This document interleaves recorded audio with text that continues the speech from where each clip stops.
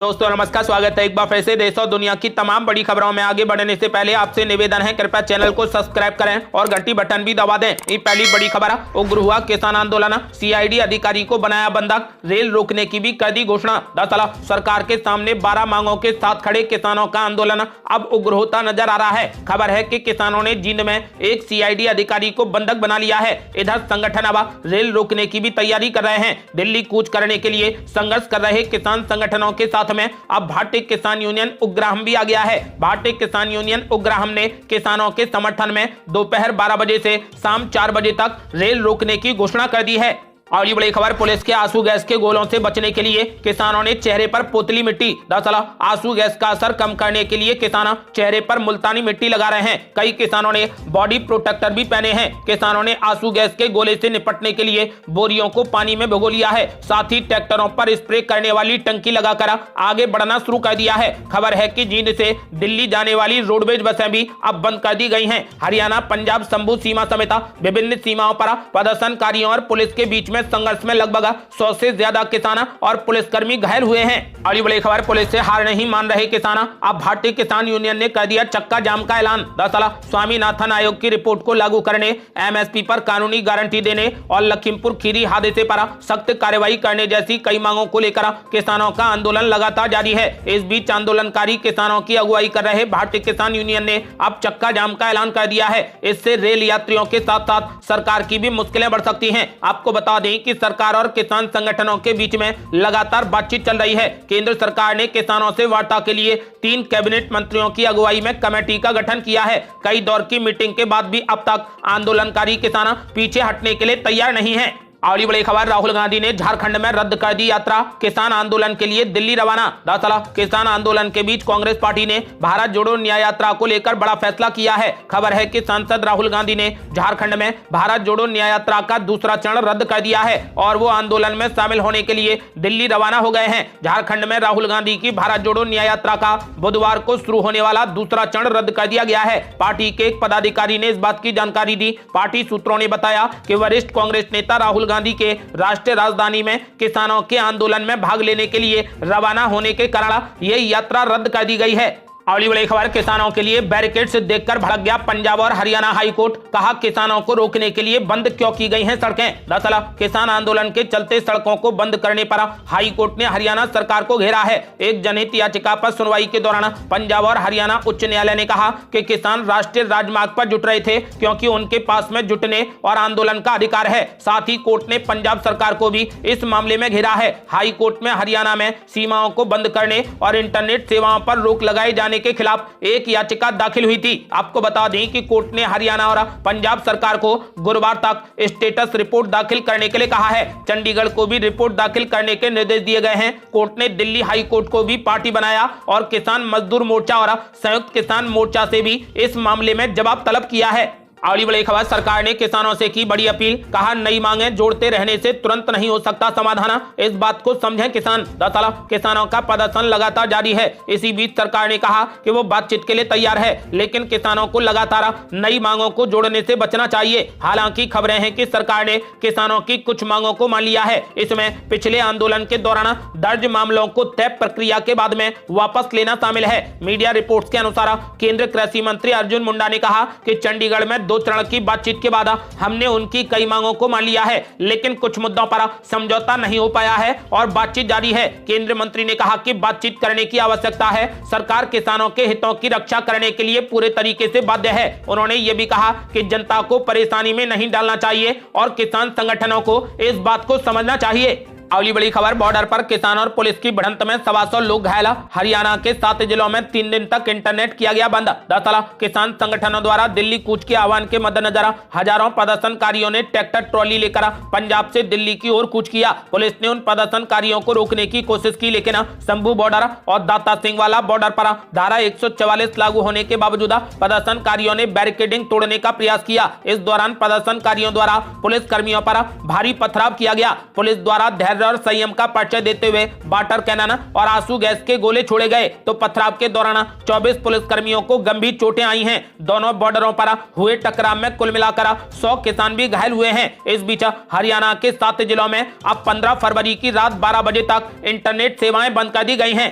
अगली बड़ी खबर, दिल्ली हाई कोर्ट की जमीन पर आम आदमी पार्टी ने खोल दिया ऑफिस, सुप्रीम कोर्ट भी हैराना, खाली कराने का दे दिया आदेश। दरअसल सुप्रीम कोर्ट उस वक्त आश्चर्यचकित रह गया जब उसे बताया गया कि राजधानी में दिल्ली हाई कोर्ट के लिए आवंटित जमीन पर एक राजनीतिक दल द्वारा अतिक्रमण कर लिया गया है। शीर्ष अदालत ने इसे गंभीरता से लेते हुए कहा कि कोई राजनीतिक दल हाई कोर्ट के लिए आवंटित जमीन पर कब्जा कैसे कर सकता है। आपको बता दें कि आम आदमी पार्टी दिल्ली हाई कोर्ट को आवंटित राउज एवेन्यू प्लॉट पर अपना कार्यालय चलाती है। अब सुप्रीम कोर्ट ने उसे जल्द खाली कराने का निर्देश दे दिया है और कहा कि किसी को भी कानून का उल्लंघन करने की अनुमति नहीं दी जाएगी। अगली बड़ी खबर, सोनिया गांधी ने राज्यसभा के लिए दाखिल किया नामांकन, राहुल गांधी और अशोक गहलोत रहे मौजूद। दरअसल कांग्रेस संसदीय दल की अध्यक्ष सोनिया गांधी ने राजस्थान से राज्यसभा चुनाव के लिए अपना नामांकन दाखिल कर दिया है। उनके साथ में बेटे राहुल गांधी, बेटी प्रियंका गांधी वाड्रा, राजस्थान के पूर्व मुख्यमंत्री अशोक गहलोत और राजस्थान कांग्रेस के अध्यक्ष गोविंद सिंह डोटासरा मौजूद रहे। प्रदेश में विधायकों की संख्या के आधार पर पार्टी को यहां से एक राज्यसभा की सीट जीतना तय है। लोकसभा सांसद के तौर पर 5 कार्यकाल तक सेवा करने के बाद 77 वर्षीय नेता सोनिया गांधी का उच्च सदन में यह पहला कार्यकाल होगा।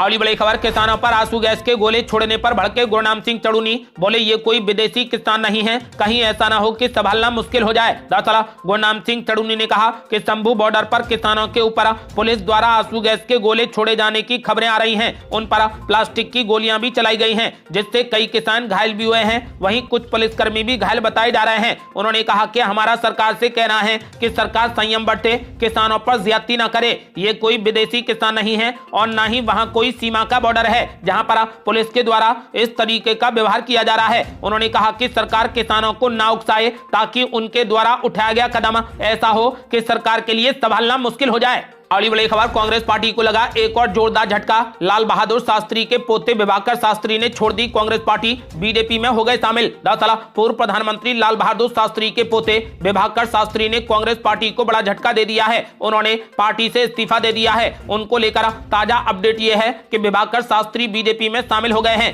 विभाकर शास्त्री प्रियंका गांधी के सलाहकार रह चुके हैं। उन्होंने मल्लिकार्जुन खड़गे को पार्टी की प्राथमिक सदस्यता से अपना इस्तीफा सौंप दिया है। अगली बड़ी खबर, बीजेपी में शामिल होते ही विभाकर शास्त्री ने राहुल गांधी पर उठाए सवाल, इंडिया गठबंधन पर भी बोला हमला। दरअसल भारतीय राष्ट्रीय कांग्रेस से इस्तीफा देकर भारतीय जनता पार्टी में शामिल होने के बाद विभाकर शास्त्री ने राहुल गांधी और इंडिया गठबंधन पर सवाल उठाए। उन्होंने कहा कि पहले राहुल गांधी जी ये बताएं कि कांग्रेस की विचारधारा क्या है। उन्होंने कहा कि कांग्रेस पार्टी शिवसेना और लेफ्ट दोनों के साथ है, आखिर ये कौन सी विचारधारा है इंडिया गठबंधन पर। विभाकर शास्त्री ने कहा कि इंडिया गठबंधन विचारहीन गठबंधन है, इंडिया गठबंधन वाले सारे लोग जेल जाने वाले हैं। विभाकर शास्त्री ने कहा कि बीजेपी में आने के बाद मुझे लगता है कि मुझे अपने दादा लाल बहादुर शास्त्री के दृष्टिकोण को आगे बढ़ाने का मौका मिलेगा। उन्होंने कहा कि मैं पार्टी नेतृत्व के निर्देशों के अनुसार काम करूंगा और इंडिया गठबंधन की कोई विचारधारा नहीं है, बल्कि इसका लक्ष्य मात्र मोदी को हटाना है। अगली बड़ी खबर, दिल्ली में एलजी और मुख्यमंत्री ने 350 इलेक्ट्रिक बसों को दिखाई हरी झंडी। दरअसल दिल्ली के उपराज्यपाल विनय सक्सेना और दिल्ली के मुख्यमंत्री अरविंद केजरीवाल ने राष्ट्रीय राजधानी दिल्ली के लिए 350 ई बसों को हरी झंडी दिखाकर रवाना किया। इसी के साथ दिल्ली शहर सबसे ज्यादा इलेक्ट्रिक बसों के बेड़े के मामले में दुनिया का तीसरा सबसे बड़ा शहर बन गया है। बुधवार को दिल्ली की सड़कों पर 350 इलेक्ट्रिक बसों के उतरते ही राष्ट्रीय राजधानी में इलेक्ट्रिक बसों की संख्या बढ़कर अब 1650 हो गई है। अगली बड़ी खबर, सिंगू बॉर्डर, गाजीपुर बॉर्डर और चिल्ला बॉर्डर पर भी बढ़ाई गई सुरक्षा, ड्रोन से रखी जा रही नजर। दरअसल किसान संगठनों का दिल्ली मार्च दूसरे दिन भी जारी रहा, तो दूसरी तरफ दिल्ली पुलिस आयुक्त संजय अरोड़ा ने टीकरी बॉर्डर के सुरक्षा इंतजामों का जायजा लिया। इस बीच दिल्ली पुलिस ने किसानों के रुख को भांपते हुए दिल्ली के सिंगू बॉर्डर, गाजीपुर बॉर्डर और चिल्ला बॉर्डर पर सुरक्षा बलों की तैनाती बढ़ा दी है। दिल्ली पुलिस का कहना है कि यह फैसला किसानों के अड़ियल रुख को देखते हुए लिया गया है। वहीं दिल्ली के Ghazipur border, Singhu border, Tikri border इलाके में हर गतिविधि पर पुलिस ड्रोन से नजर रख रही है।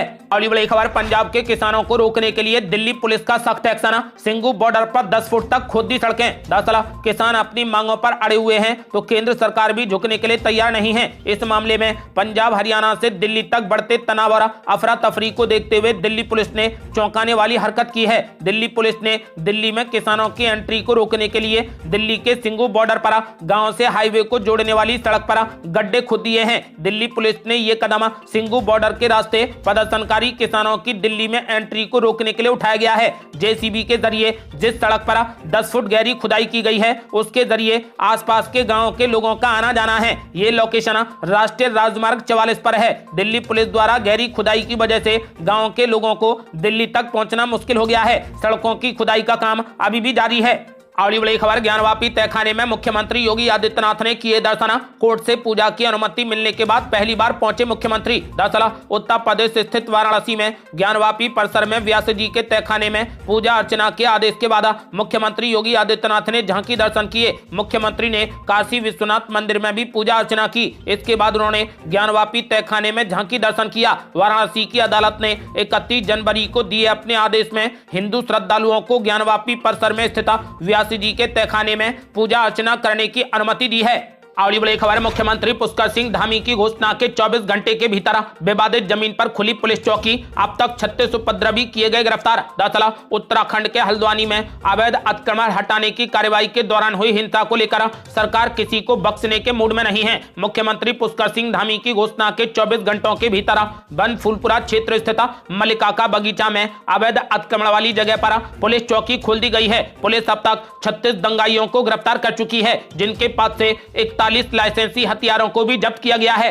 अगली बड़ी खबर, अब किसानों को मिला बसपा का समर्थन। मायावती बोली, किसानों का शोषण करना ठीक नहीं। दरअसल उत्तर प्रदेश की पूर्व मुख्यमंत्री मायावती ने कहा कि अपने भारत को अन्न के मामले में आत्मनिर्भर बनाने वाले मेहनतकश किसानों की जो मांगे हैं, सरकार उन्हें गंभीरता से ले तथा उन पर सहानुभूति पूर्वक विचार करके उनका समय से समुचित समाधान करे, ताकि अन्नदाता किसानों को अपनी मांगों के समर्थन में बार बार आंदोलन के लिए मजबूर न होना पड़े। बसपा चीफ मायावती ने कहा कि इस संबंध में दिल्ली चलो के वर्तमान अभियान के तहत आंदोलित किसानों पर सख्ती करने के बजाय केंद्र सरकार उनसे सही वार्ता करके उनके आंदोलन को समाप्त करने का प्रयास करे तो बेहतर होगा तथा इनका शोषण करना ठीक नहीं है।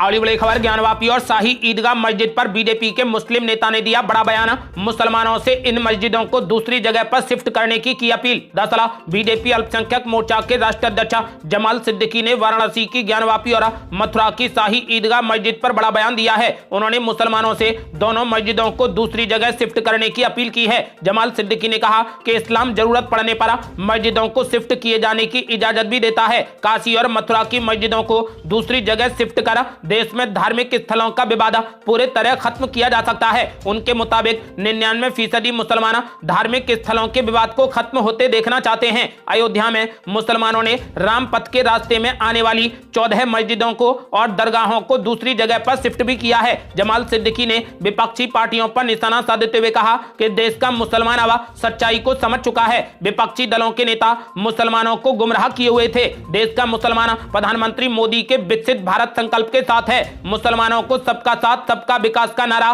खूब पसंद आ रहा है। उन्होंने कहा कि मुसलमान अब पीएम मोदी के साथ हैं।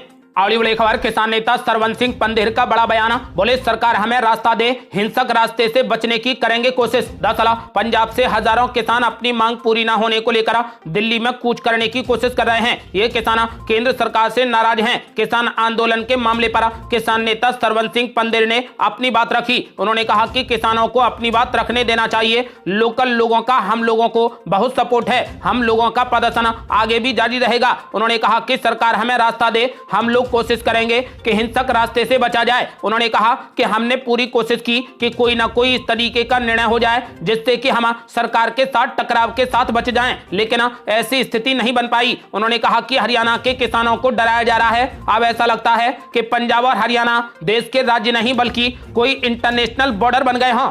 अगली बड़ी खबर, किसानों के प्रदर्शन पर असदुद्दीन ओवैसी ने मोदी सरकार को दे डाली बड़ी सलाह। दरअसल असदुद्दीन ओवैसी ने कहा कि यह मोदी सरकार की विफलता है। उन्हें एमएसपी के लिए कानूनी गारंटी की किसानों की मांग को पूरा करना चाहिए था। उन्होंने कहा कि किसानों की दूसरी मांग स्वामीनाथन कमेटी के फॉर्मूले को लागू करना है। उन्होंने कहा कि सरकार ऐसा करने में समय बर्बाद क्यों कर रही है। उन्होंने कहा कि आप किसानों को ऐसे रोक रहे हैं जैसे पड़ोसी देश की सेना आ रही है। उन्होंने कहा कि किसानों की मांगों को देश के प्रधानमंत्री को तुरंत स्वीकार कर लेना चाहिए, क्योंकि चुनाव भी आ रहे हैं, इससे उन्हें भी फायदा मिलेगा। ये थी अब तक की बेहद बड़ी खबरें। रोजाना की ताजा खबरों को जानने और हमसे जुड़ने के लिए चैनल को लाल बटन दबाकर सब्सक्राइब करें और घंटी बटन भी दबा दें। जल्दी मिलते हैं बड़ी अपडेट के साथ, तब तक के लिए जय हिंद, जय भारत।